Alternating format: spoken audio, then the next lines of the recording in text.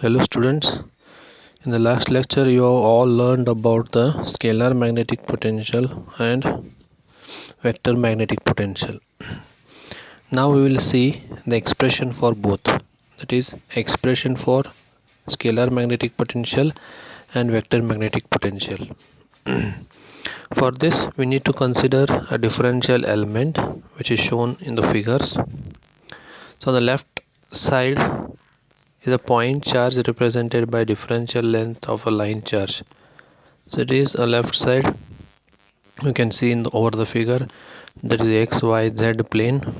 Over that there is a line charge which is located on the z axis, which is nothing but a differential length, that is dq is equal to rho l into dz. So from this line charge a point is, we need to find out the potential at a point P. So with regards to that, point P consists of rho, phi, z. So rho is a radius, phi is the angle between that, and z is the distance from that rho. So where r is equal to root of rho square plus z square is the distance from that line charge to a point. Okay, now this is in the left side, you can seeing that line charge. So from this you can find out scalar electrostatic potential. So that is dV. Already you know that dV is equal to dq divided by 4 pi epsilon naught r, that is nothing but rho l dl divided by 4 pi epsilon naught r. So this is the expression for scalar magnetic potential. Now to consider the vector magnetic potential, on the right hand you have to see. So on the right hand side it is a differential current element you have to consider. Now these two setups for obtaining the potentials are identical between the two cases. So in this, the difference between these two figures is, in figure 1 left side dq is equal to rho l dz, where in the line current it is I dl is equal to I dz az, right? So this is the difference from this. Now from this figure we can obtain the equation. Already we have obtained the equation, that is vector magnetic potential dA is equal to mu naught I dl divided by 4 pi r, which is nothing but mu naught I dz az divided by 4 pi r. So hence we have got the expressions for scalar magnetic potential and vector magnetic potential by considering the different elements. So one is on the left hand side, it is nothing but differential length of a line charge. From that we can obtain the scalar magnetic potential, and on the right hand side it is a differential current element. So from that we can obtain the vector magnetic potential. So these are the expressions for potential. Next, generalized expression for vector potential.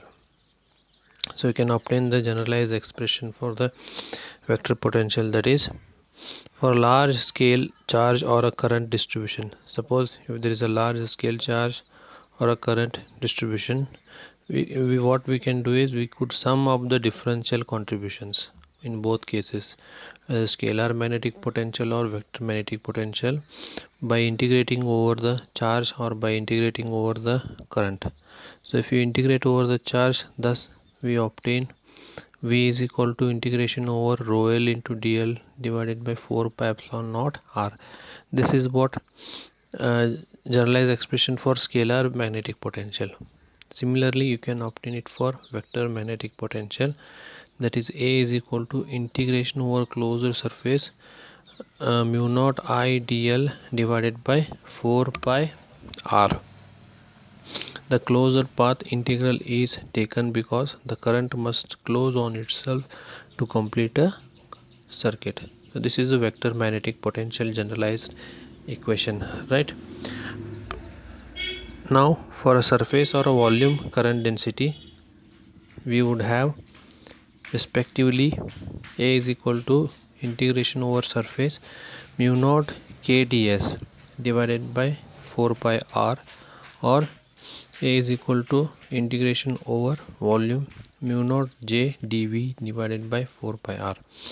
You can have over length, you can have over surface, or you can have over volume. So in the same manner that we use it for the scalar electric potential, so whatever how you use it for scalar electric potential, same it can be obtained for vector magnetic potential.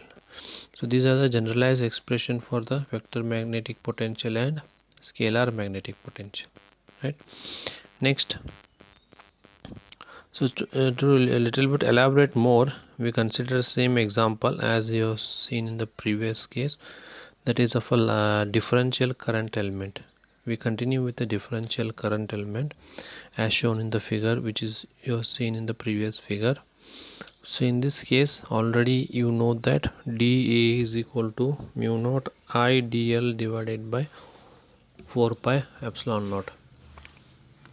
So at a point P it becomes dA is equal to mu naught I dz az divided by 4 pi root of rho square plus z square. Now what the thing is, the curl is taken in the cylindrical coordinates. Now I can obtain the curl in the cylindrical coordinates. So it becomes dH is equal to 1 by mu naught del cross dA, so which is nothing but equal to 1 by mu naught into bracket minus dou of dAz divided by dou rho a phi, which is nothing but you can get I dz divided by 4 pi rho divided by rho square z square plus z square raised to 3 by 2 a phi. So which is already we have simplified in the previous lectures. So this is directly we can obtain. So this is the same result as we found using the Biot-Savart's law as it should be. So this is what you can obtain the potential expression, right, where you can consider by considering the differential current element. Thank you.